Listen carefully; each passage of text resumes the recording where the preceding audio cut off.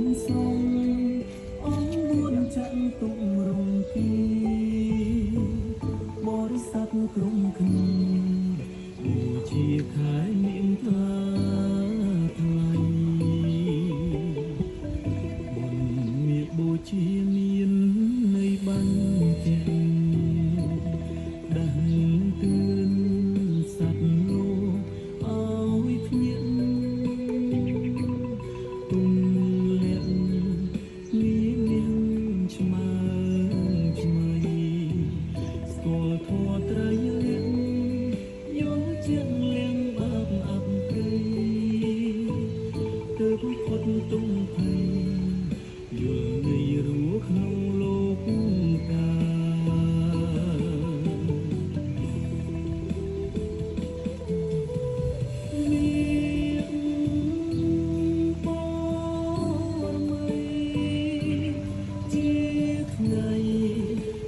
ស្រីបូជារៀបចំ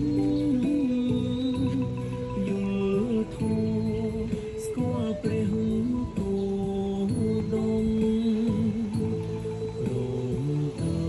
យសត្វទេបញ្ញាធម៌មនុស្សជីវិតធម៌ពិតជាយានភេត្រាបរិស័ទជ្រះថ្លាសិក្សាសំដែងសុខសាយបុណ្យព្រះសាសនាជ្រះថ្លាយល់ដឹងព្រះពុទ្ធកំណត់ដងនឹងទុំពឹងសាវកទាំងឡាយទ្រង់ដឹងព្រះជន្មជុំសំធ្វើរួចហើយថ្ងៃ15កើតស្បើយនាងអើយខែនាអស់ចា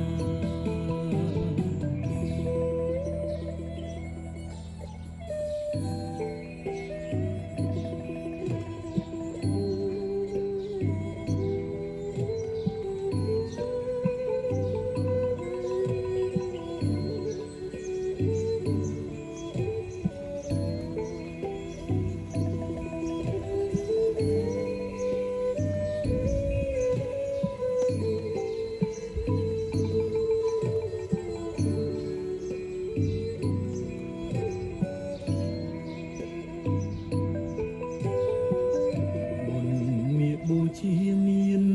នៃបានជាដាស់តឿនសត្វលោកឲ្យភ្ញាក់ទុំលាក់មានឆ្មើឆ្មៃស្គាល់ធម៌ត្រីលាក់យល់ជាងលៀងបាបអបព្រៃទើបផុតទុំភ័យយល់នៃរស់ក្នុងលោកកា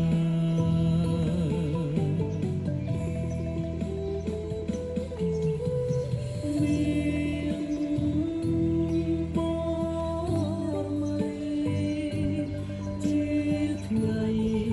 ព្រមស្រីបូជារៀបចំយល់ធម៌ស្គាល់ព្រះគោដម